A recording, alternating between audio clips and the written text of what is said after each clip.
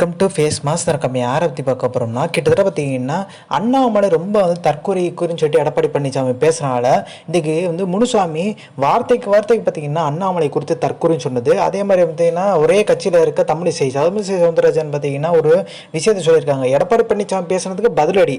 ஆனால் இந்த அளவுக்கு மோசமாக பேசக்கூடாதுன்ற மாதிரி பார்த்தீங்கன்னா அதிமுகவுக்கு ஃபேவராக பேசியிருக்காங்க.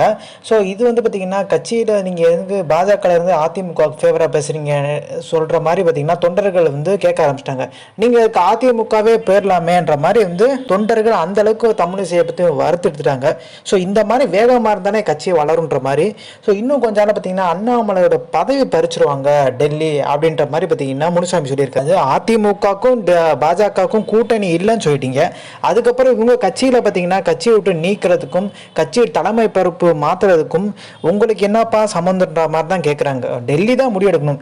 எடப்பாடி பழனிசாமி யாரை பற்றி பேசியிருந்தார்? டெல்லியை பற்றி தான் பேசியிருந்தார். 55 லட்சம் கோடி பார்த்தீங்கன்னா கடன் இருந்ததை கிட்டத்தட்ட 163 லட்சம் கோடியாக உயர்த்தினது இந்த பாஜக ஆட்சியில் தான். மிகப்பெரிய லெவலில் கடன் சுமை ஆயிடுச்சு.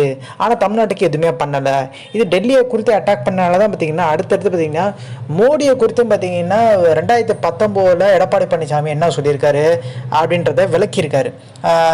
2019 எலெக்ஷன் அப்போ மோடி இப்போ மனு தாக்கல் செய்யும் போது எல்லா முதலமைச்சரும் கூட்டிட்டு வரணுன்ற மாதிரி பார்த்தீங்கன்னா ஒரு விஷயம் எடுத்துருந்தாங்க கையில். அப்போ எடப்பாடி பழனிசாமி கூப்பிடும்போது தோக்குறவருக்கு நான் எதுக்குப்பா வரணுன்ற மாதிரி மூஞ்சி அடித்த மாதிரி பேசியிருந்தாரு.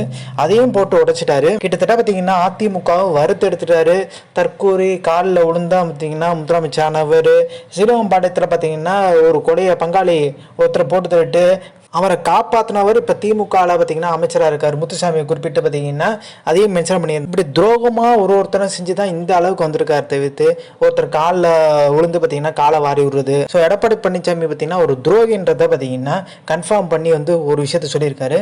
இப்போ ஓபிஎஸ் பார்த்தீங்கன்னா அமைதியாக இருக்காரு. ஓபிஎஸ் என்ன சொல்லியிருக்காருன்னா அந்த கட்சி அதிமுகவே பார்த்தீங்கன்னா அதில் பாதாள தள்ளிட்டாரு. டிடி தினக்கம் திடீர்னு பார்த்தீங்கன்னா எடப்பாடி பழனிசாமியை விமர்சிக்க தொடங்கிட்டார். இதெல்லாம் பார்த்தீங்கன்னா ரவுண்டு கட்டு அடிக்கிற மாதிரி இருக்குது.